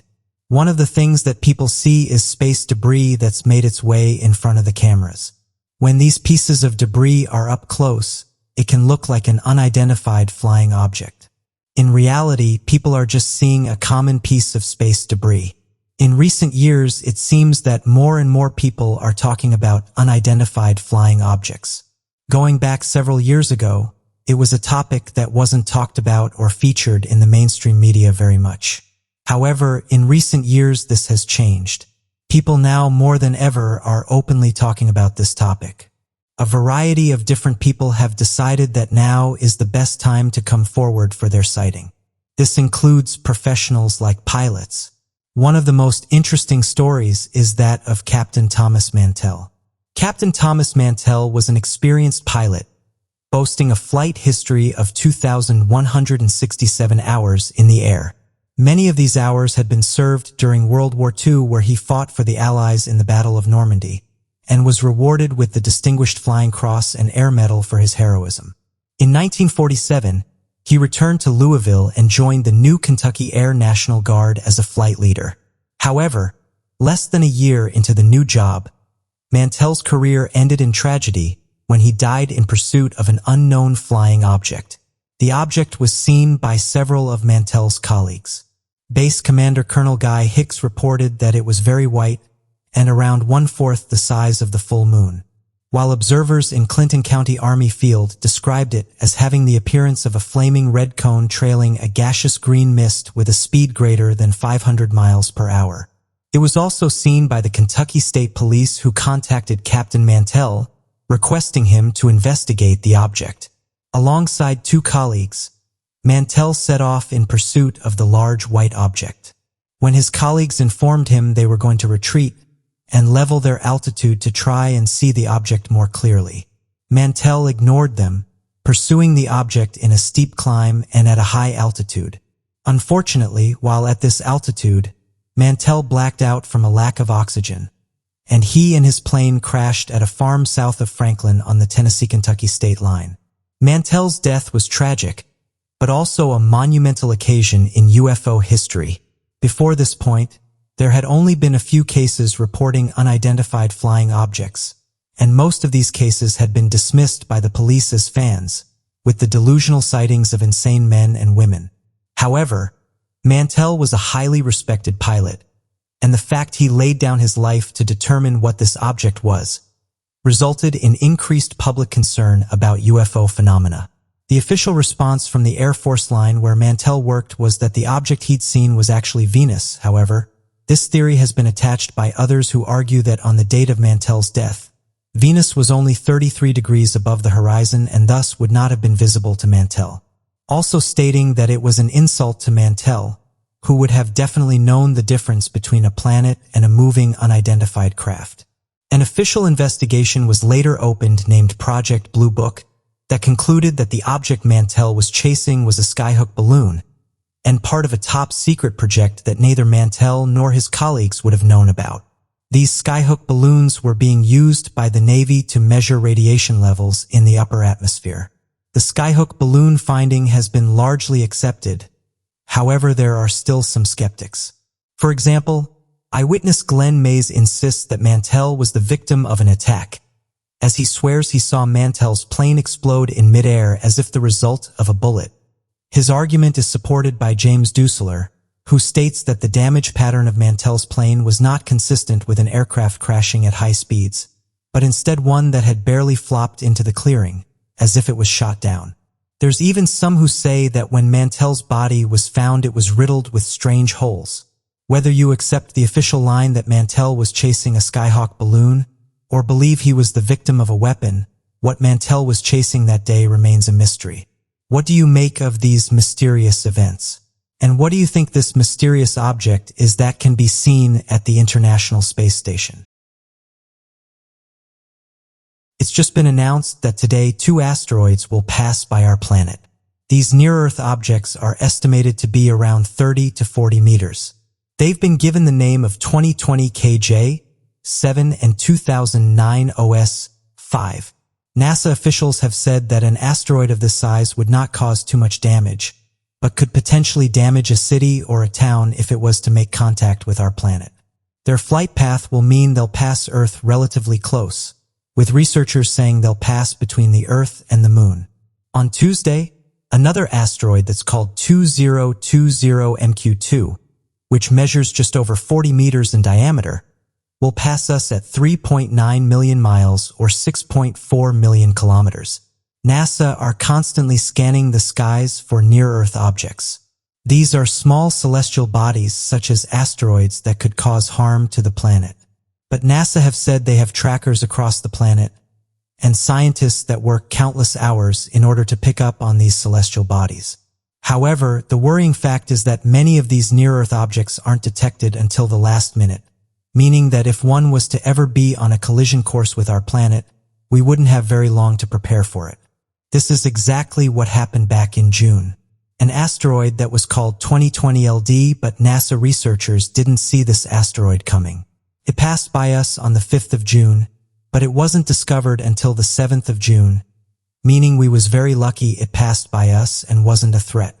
It passed within 190,000 miles or 306,000 kilometers, and although that sounds like it was nowhere near us in terms of space, that's really close. One thing astronomers and researchers have said is that it's important to conduct further tests. When they're first picked up on, the researchers are on a time limit to try and understand their flight path. Detecting a celestial body early on is essential to understanding what its behavior is like. Researchers noted that back in 2018, we saw more than 91 near-miss hits of different astros of all sizes passing by our fragile blue planet. The worrying thing is, out of these 91 asteroids that passed by us, only 30 of these asteroids were seen coming prior to their passing, and only 2 of those were discovered 1 year ahead of the NIMS event. This means that for more than 89 of the asteroids nearly striking the Earth in 2018, only 2 of them could have been prevented with our current technology, showcasing just how threatening these large celestial bodies can be. Various tests are carried out daily by space agencies in the hopes of discovering these near-Earth objects early on. By doing this, it gives us a heads up and allows us to prepare if further action needs to be taken. So what do you make of this recent news? And do you think an asteroid will soon make contact with our planet? It's an uncomfortable truth that we're vulnerable within the universe. It's a fact that asteroids approach the Earth every year. There's never a guarantee of total safety, and it's just a matter of sheer luck as to whether we're directly hit. If an object were 20 miles wide heading towards Earth, we'd have as little as 20 years warning. It's hoped that Earth's largest space agencies and scientists could combine forces to create missiles to destroy the asteroid before it reaches our atmosphere. However, the chance of this succeeding could be rather slim, and it would be years before we could tell whether or not this strategy was successful. Therefore, it's likely that an alternative survival strategy would be formulated in the event of missiles failing to intercept the asteroid. We've been hit by a number of asteroids over the years. The evidence for this is in ancient craters which can be found all over our planet. Even in recent times, asteroids have caused extensive damage to our planet. One example of this is an asteroid 66 feet wide that exploded over a Russian region back in 2013. Reports indicated that the blast damaged about 7,000 buildings and injured around 1,500 people within the surrounding area. However, we're fortunate that massive apocalyptic collisions, such as the one that led to the extinction of the dinosaurs, are extraordinarily rare events. That doesn't say there isn't a risk. In April of 2018, the B612 Foundation reported, it's 100% certain we'll be hit by a devastating asteroid, but we're not certain of when. Scientists know that the hit from an asteroid within the asteroid belt is exceedingly unlikely. So today, here at Unexplained Mysteries, we'll be taking a look at near-Earth objects that have come, or are due to come close to the Earth in our future. The 2011 ES4 asteroid. 2011 ES4 is a near-Earth asteroid. Roughly 25 meters in diameter, The asteroid was discovered in March 2011 by NASA's Center for Near-Earth Object Studies. It is currently traveling at a speed of around 18,700 miles per hour. 2011 ES4 hasn't been observed since, but it's predicted that it will pass within 1 lunar distance of Earth in September 2020. This means it will likely be within the distance between the Earth and the Moon. In the event of an asteroid entering our atmosphere, the probable outcome is expected to be a large explosion in the sky, with the asteroid combusting and breaking up before it hits the ground. 2011 ES4 has been categorized as an Apollo asteroid. Typical of other Apollo asteroids, it has a very wide orbit around the Sun and Earth, and occasionally crosses paths with the Earth as it orbits the Sun.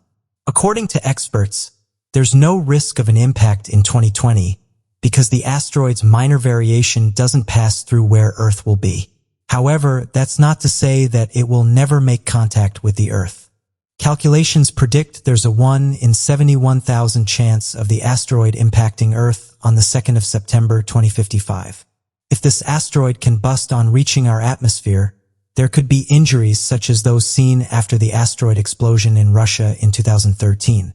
The 2020 MP1 asteroid. 2020 MP1 was discovered by the Atlas project on the 21st of June 2020. NASA trackers confirmed that the 2020 MP1 narrowly avoided us on June 25, 2020, having come nearer to Earth than the Moon. This asteroid was predicted to be traveling at 17,500 miles per hour and was estimated to be around 17 to 39 meters in size. Thankfully, it kept its distance from Earth. At its nearest point to Earth, 2020 MP1 was still around 60,000 kilometers from us. Pictures taken show the 2020 MP1 asteroid looking like a bright and sharp dot of light in the center of the image. 2020 MP1 is one of the several other near-Earth objects passed in June 2020. Ultimately, our recent encounter with 2020 MP1 was safe. NASA believes there's a 1 in 300,000 chance every year that a space rock which would cause localized damage will hit. This prospect isn't impossible and has the potential to cause untold devastation to Earth. The 2023 Malawian Quaches asteroid. The next rock we'll discuss is the 2023 Malawian Quaches asteroid, which had a recent close encounter with Earth. According to the Center of Near-Earth Object Studies, the 2023 Malawian Quaches asteroid has an estimated diameter of approximately 135 feet. It's believed to be traveling across space at the speed of around 90,000 miles per hour. NASA has been studying it and compared it to another asteroid named the 2019 AK3, as both follow orbits that extend beyond that of Earth. Both are believed to intersect with Earth's orbit as they finish their rotation around the Sun. However, there are key differences between the two. The two space rocks differ in their orbital axis, with the 2019 AC3 having a wider axis and the 2023 Malawian Quaches having a smaller axis than that of Earth. 2023 Malawian Quaches is almost double the size and over twice the speed of the former, making the prospect of a collision even more terrifying. Fortunately, however, it's been reported that 2023 Malawian Quaches safely soared past the Earth on Wednesday, the 1st of July, 2020. It was expected that, at the nearest distance, the asteroid would have been about 0.027 astronomical units from the center of Earth, which is still about a distance of 2.5 million miles away. It's been reported that after these two relatively close calls, NASA has formed a partnership with the United States Space Force in order to work together to gather greater intelligence and, if necessary, defend the Earth against asteroids that pose a threat. 4. Vesta 4 Vesta is one of the largest objects in the asteroid belt and is often described as a protoplanet. The fact that 4 Vesta is almost spherical means that it narrowly avoids classification of a dwarf planet. Unlike the majority of known asteroids, Vesta is separated into crust, mantle, and core. Named after the Roman goddess of the hearth and household, 4 Vesta is perhaps the second largest asteroid after the dwarf planet Ceres. Wider than England, 4 Vesta is estimated to have a surface area that's about the same size as Pakistan. It's also the brightest asteroid that can be seen from Earth, and was discovered in 1802. Sometimes, Vesta can be seen by the naked eye. If Vesta were to encounter contact with the Earth, it would cause devastation on an unimaginable scale. If the impact which led to the extinction of dinosaurs is anything to go by, a direct hit from Vesta would cause mass fires, debris and smoke which would most likely block out the sun, lowering temperatures to a point that would kill off the majority of Earth species. The impact would also cause earthquakes and enormous tsunamis, followed by volcanic regions forming around the impact zone. The chaos would take years to settle, and widespread extinction of Earth species would be an inevitability. The impact could easily destroy huge mountain ranges such as the Himalayas, let alone cities such as New York and London. Vesta is truly massive, accounting for almost 9% of the total mass of all asteroids. It's 50 times wider than the asteroid that caused dinosaurs to become extinct. Therefore, the destruction it would cause is truly outside of our imagination. Even an asteroid as small as the size of a house hurtling towards Earth at 30,000 miles per hour would cause damage comparable to the 20-kiloton bomb that destroyed Hiroshima. Thankfully, scientists have calculated that a direct hit from Vesta is extremely unlikely. Currently, Vesta is orbiting the Sun at a distance of 170.5 million kilometers from Earth. It will be visible in the sky until around July 16th of 2020. It will appear as a faint yellow dot in the night sky. Fortunately, a collision with an asteroid large enough to cause significant damage to Earth is unlikely. However, it's not merely the work of science fiction, as it's certainly not impossible. Large, unknown asteroids could still be out there coming towards our planet. Indeed, in his last book published in 2018, Stephen Hawking said he believed an asteroid collision to be the biggest threat to the planet. NASA has stated that it's important they scan the skies for these near-Earth objects. Detecting a celestial body early on is essential to understand what its behavior is like. For example, NASA announced back in 2015 that more than 1,500 previously unknown near objects were discovered each year, with each of these celestial bodies being larger than 460 feet or 140 meters in diameter. It may not sound particularly big, but an asteroid of this size could easily wipe out a town or city. Tracking these objects isn't an easy task. NASA officials said that as of 2019, over 19,000 of these objects have been detected, further saying they add around 30 new Earth objects every week. Although researchers and scientists are working hard to track these celestial bodies, officials said that ground tracking systems do have limitations, that there's many near-Earth objects out there that haven't been discovered yet. So what do you make of these asteroids we've spoken about today? The Dyatlov Pass incident is perhaps one of the world's most famous mysteries. For years now, everyday people and researchers have given their opinions on what they think happened. It's been covered various times and has been featured in films and books. But now, Russian researchers have said they can finally close the pages to this mystery, saying that they know what happened to the hikers on that day.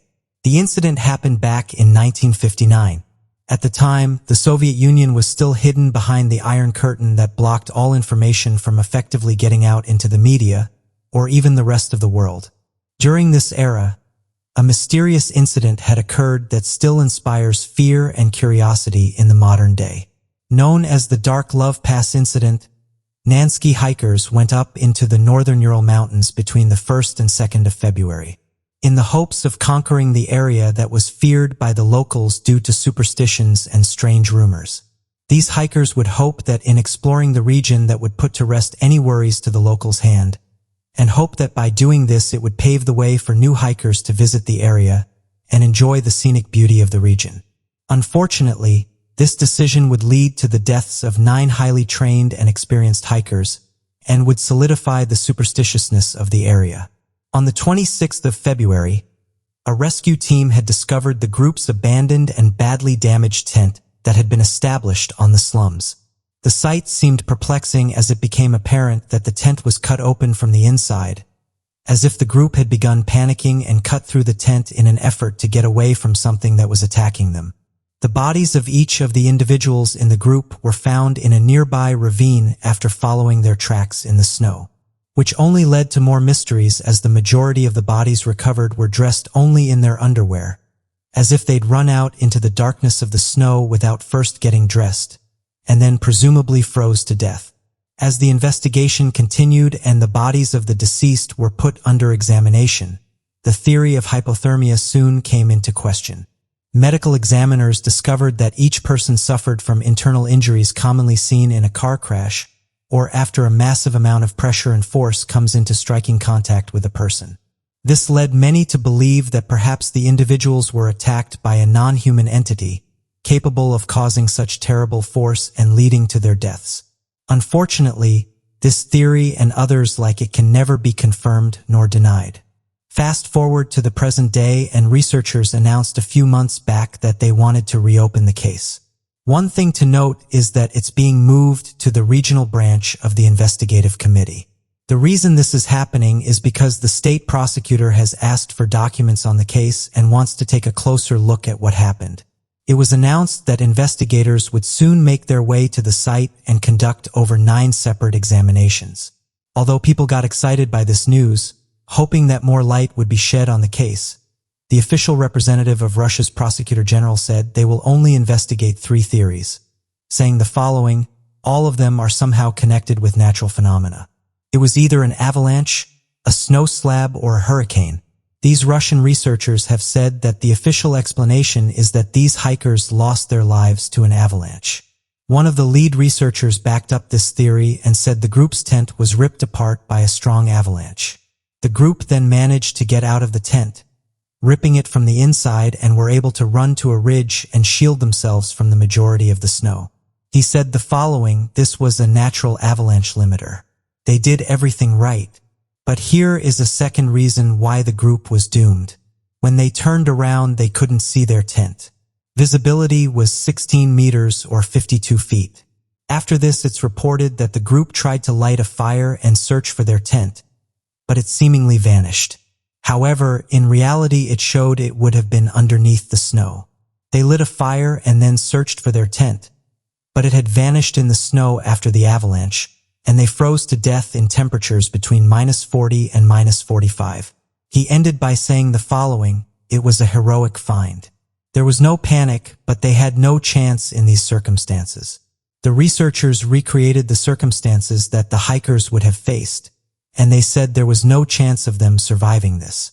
Over the years, this theory has been one that's been backed by researchers who have looked into the case, and although it answers many questions, there's some that feel this doesn't explain everything. Interestingly, when you start looking into the history of the area, it was reported that there hadn't been an avalanche before, with locals and those who visited the region saying there's no history of avalanches that have been recorded, and certainly nothing that could have caused humans any harm. Also, if there was an avalanche in the region, it would have happened at the exact point that the hikers were staying at, something that seems very unlikely.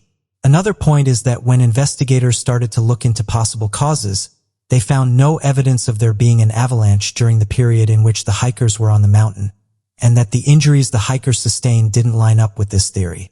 One of the issues with this statement is that it's still promoted heavily to this day, but when looking at the evidence, it seems this is actually one of the most unlikely causes for what happened.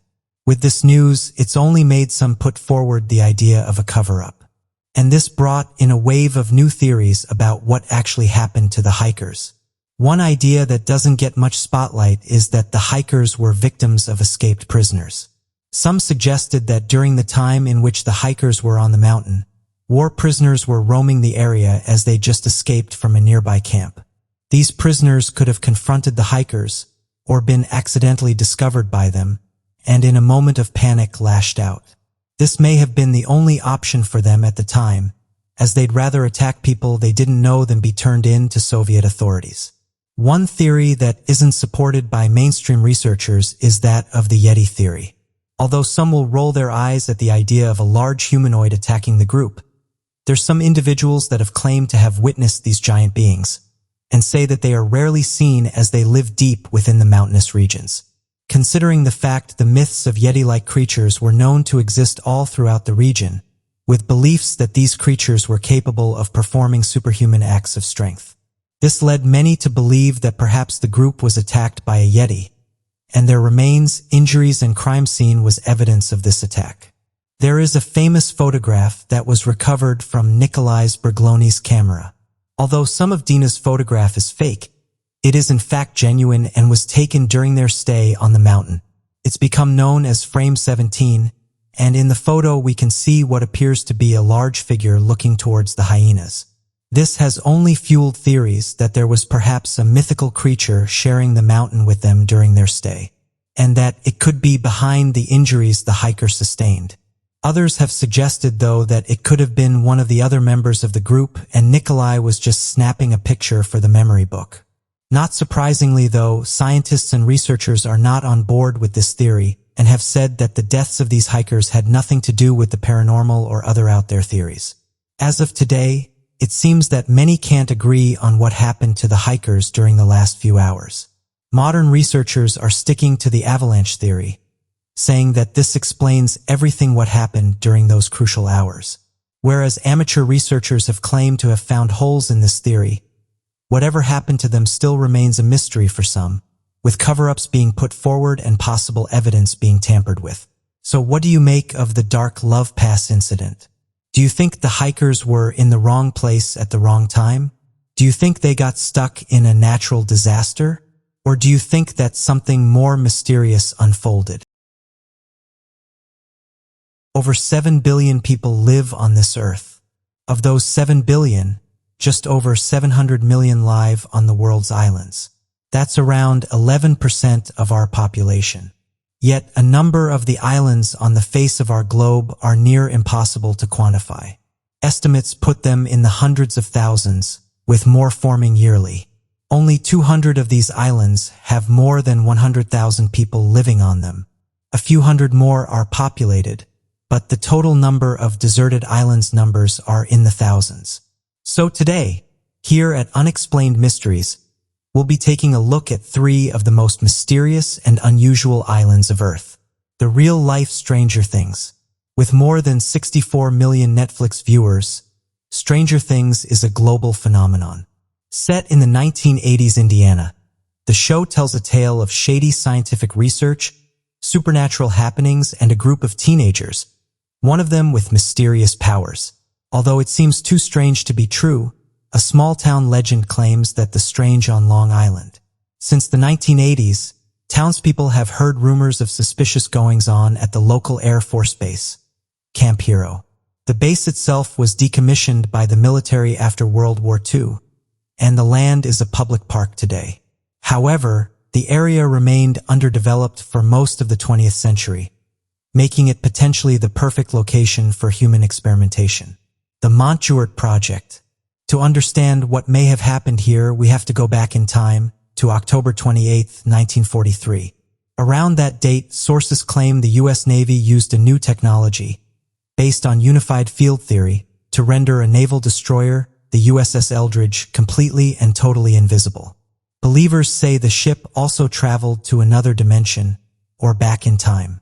According to these believers, the research was never continued because the ship's transit negatively affected the people on it. However, some Long Islanders claim the use of this secret technology continued at Camp Hero, the decommissioned military base. In 1992, local resident Preston Nichols produced a book claiming that he had participated in unethical experiments in the 1970s and 80s. According to Nichols, Camp Hero was utilized as an extension of the research begun by the Navy. Nichols and his supporters claimed that the experimentation at the base focused on psychic abilities, time travel, and meditation. The experiments included using a chair to amplify psychic powers, and another called the Seeing Eye, which enabled the psychic to hold a piece of hair or other item and focus on living in that person's body. Furthermore, Nichols' book indicates that a portal or time tunnel was created at Camp Hero, enabling a destructive alien force to enter the complex in 1984. Because of this, the research was immediately shut down. All of this sounds eerily similar to the universe created in Stranger Things. As a matter of fact, before the series was picked up by Netflix, its working title was The Name of the Small Town. The show's creators, Matt and Ross Duffer, were interested in the history of Camp Hero, and many have wanted to shine a light on this piece of local legend. Sources even indicate they privately referred to the series as Montjuic up until its release. Predictably, the U.S. military denies that the experiments at Camp Hero happened, and the ones on USS Eldridge. Yet the theory has a strong community of followers in the town and online. We may truly never know what happened, but today you can visit the island where the military base once stood and see for yourself if any paranormal activity remains. The island of Novidans. The next island we'll be talking about doesn't exist. At least it doesn't today, although that hasn't always been the case. Vasacoms was formerly the largest island in the Aral Sea, until changes in the sea level in the mid-1990s caused it to become a peninsula. It is now joined to Kazakhstan by a narrow strip of land, but area residents still call it an island and it remains uninhabited. There are many rumors about the former island. Local people tell stories of visitors who stepped foot on its land for a day, and upon their return found that decades had passed. They say that those who spend a night on the island have been known to turn blue or gray.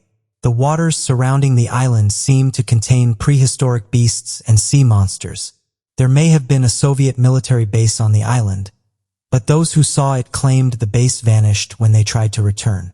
A local man was abandoned there by his family to die, but he was visited by a UFO, which told him someday humans would travel to outer space. Even the name of the island is unusual. In the Turkish language, Barkakam means, "Who goes there will not return." Many of the rumors can be traced back to one man. This is Sergei Lakoniko, a local resident who spoke to a popular science magazine in the 1990s. He and a friend from a local fantasy club decided to make up a story based on an old newspaper clipping, which itself they considered a local hoax. After the magazine ran the story, they revealed their prank and considered it a job well done. However, he didn't make up these rumors, nor did the journalist who originally wrote the newspaper. In fact, there's no concrete way of knowing where all the stories about Barsakhhelms came from. Like so many urban legends, the spooky tale of this uninhabited island may just have its basis in fact. The deadliest place on Earth.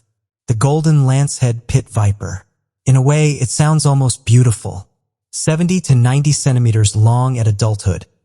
This unique snake has a yellow color pattern, overlaid with stunning geometric blotches. Its head is long and comes to a point at the nose. Its narrow tail helps it to navigate smoothly through trees. When it travels, it's almost silent. Even the lancehead prey no way of surviving against this predator. Its venom is fast-acting, eating away at the flesh of its unsuspecting prey before the snake swallowed it whole. Golden lancehead venom is 5 times as potent as other related snakes.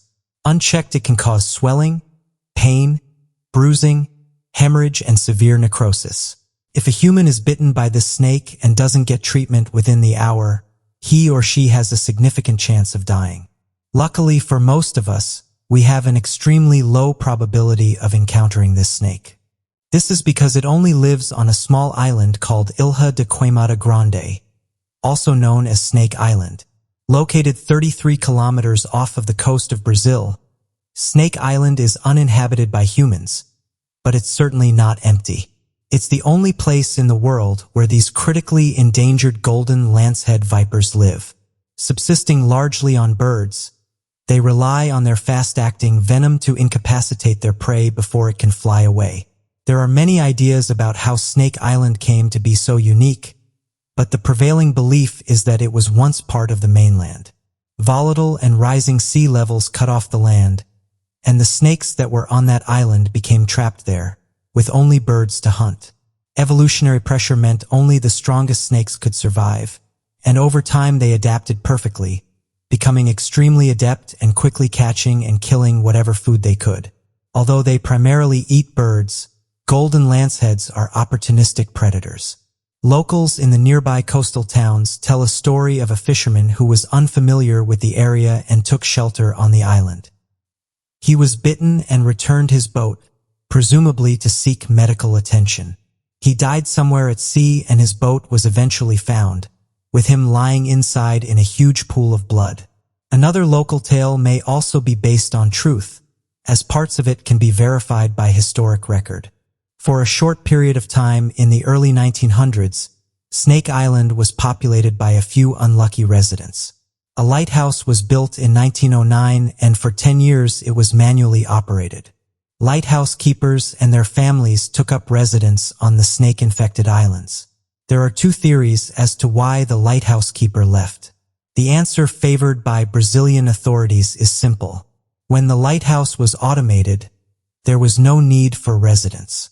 But according to a local legend, the lighthouse keeper met a much worse fate. One night, a handful of snakes entered through an open window. Smelling an opportunity, they attacked the 3 children and then went for the keeper and his wife. The family tried their best to flee, but as they ran to their boat on the shore, they were bitten by snakes on the branches overhead. They quickly succumbed to the venom, and their bodies were destroyed by the lance heads. Whatever the case, the lighthouse is automated today, and the Brazilian Navy severely limits visits to the island. They're required to have a doctor in their party. The belief seems to be that it's best to simply leave the snakes alone. Any person who wishes to keep their flesh probably agrees. It may seem like science has discovered all there is to discover, but stories like these make it clear. Our planet still holds mysteries. For each of the thousands of unoccupied islands we're aware of, there are thousands more that are undiscovered. Thanks to Earth's volcanic crust, more are forming every day. We can only guess at the mysteries that these islands hold, and hope that one day they'll be uncovered. So what do you make of these mysterious islands and the legends behind them?